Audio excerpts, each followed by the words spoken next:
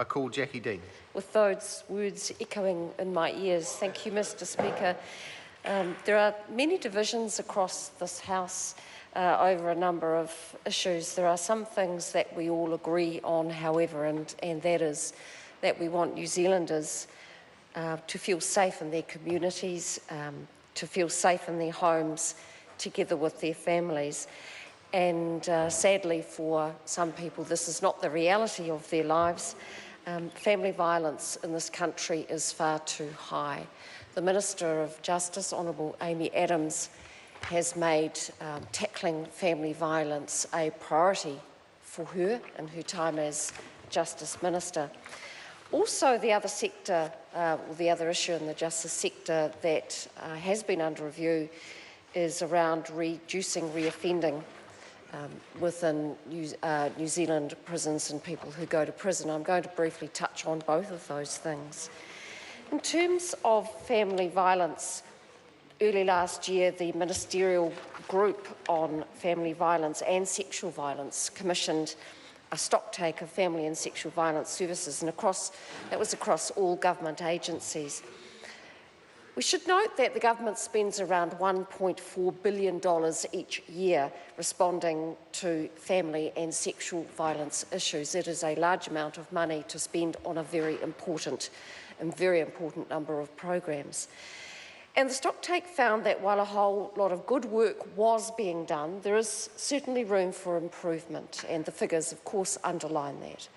There's duplication of some services, there's fragmentation of other services, and all these things were noted. So a new family violence work program has been under development and is developing a whole of government strategy to tackle these issues and provide better services and better results for victims of family violence.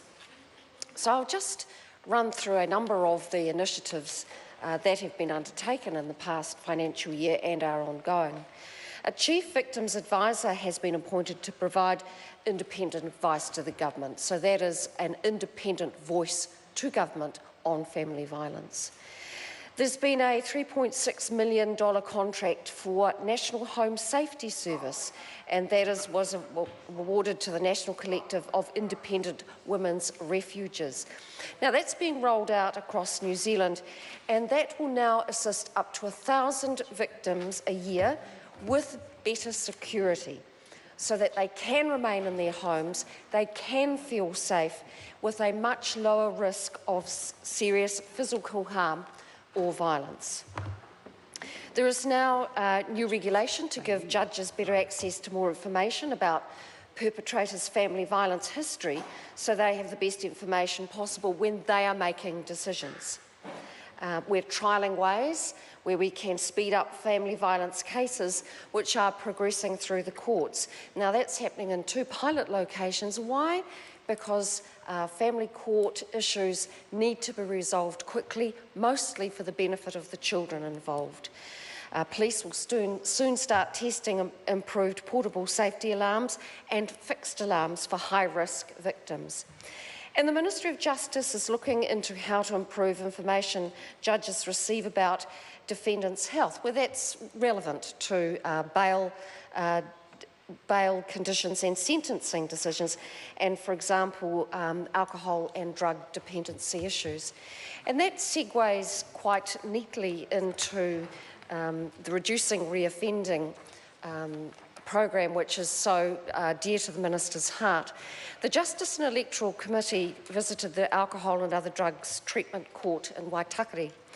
There is a trial going on into how can the judicial system better deal with people who have recidivist offences in the realms of drugs and alcohol offending.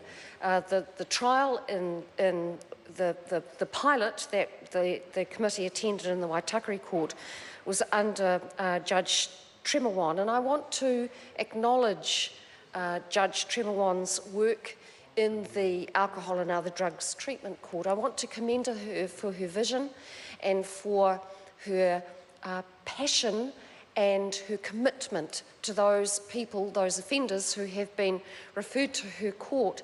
Now what happens is that a recidivist drink driver is facing charges. They apply to appear in the drug treatment court. They will be sentenced, but not until they have undergone a program of treatment. This is a great initiative. Thank you. Mr. Chair. I call Kevin Davis.